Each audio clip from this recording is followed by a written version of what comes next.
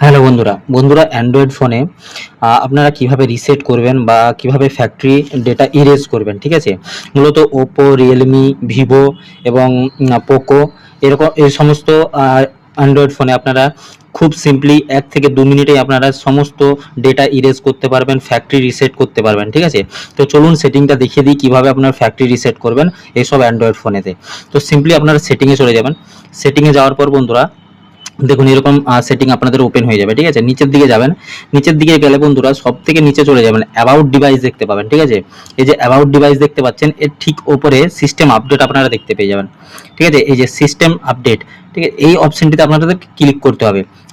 System and update অপশনটিতে click করলে বন্ধুরা প্রথমত সফটওয়্যার আপডেট আপনারা দেখে নেবেন আছে কি। তারপরে নিচের দিকে আপনারা আসবেন, দেখুন এখানে ব্যাকআপ এন্ড রিসেট অপশন দেখতে পেয়ে যাবেন। এই যে ব্যাকআপ এন্ড রিসেট, এটাতে আপনারা ক্লিক করবেন। এটাতে ক্লিক করলে নিচের দিকে দেখতে পাবেন একটা অপশন রিসেট ফোন, ঠিক আছে। অনেকগুলো 3 থেকে 4টে আপনারা সেটিং দেখতে পাবেন। এই সেটিং এর নিচেতে রিসেট ফোন আপনারা দেখতে পেয়ে যাবেন। এই রিসেট ফোনেতে আপনারা ক্লিক করবেন। ক্লিক করার পর 2 থেকে 3টে অপশন আপনাদের কাছে ওপেন হয়ে যাবে। সব থেকে নিচে একটা অপশন চলে এসেছে ইরেজ অল ডাটা, ঠিক আছে। এটার মানে হলো আপনার মোবাইলের সমস্ত ডাটা ইরেজ করবেন, মুছে ফেলবেন এবং ফ্যাক্টরি রিসেট হয়ে যাবে।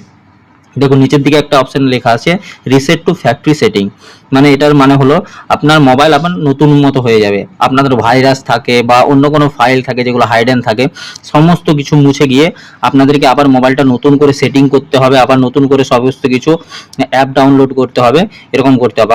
আপনার কন্ট্যাক্ট লিস্টে যদি কোনো নাম্বার থেকে থাকে সেগুলোও মুছে যাবে বন্ধুরা, এটা খেয়াল রাখবেন, ঠিক আছে। আপনারা যখন ফ্যাক্টরি রিসেট করবেন আপনাদের মোবাইলের সমস্ত কিছু ডেটা ডিলিট হয়ে যাবে, ঠিক আছে। তো এটা যদি আপনারা করতে চান সিম্পলি ইরেজ অল ডেটাতে ক্লিক করে দেবেন।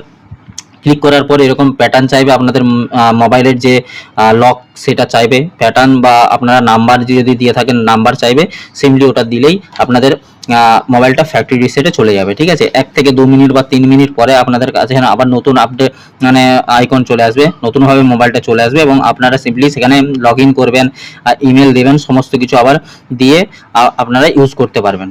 এই ছিল আজকের ভিডিও। সিম্পলি প্রসেসে আমি দেখালাম কিভাবে আপনারা ফ্যাক্টরি রিসেট করবেন অ্যান্ড্রয়েড ফোনেতে। তো বন্ধুরা ভিডিওটি যদি ভালো লেগে থাকে তবে অবশ্যই সাবস্ক্রাইব করবেন এবং চ্যানেলটিকে ভিডিওটিকে লাইক করে দেবেন।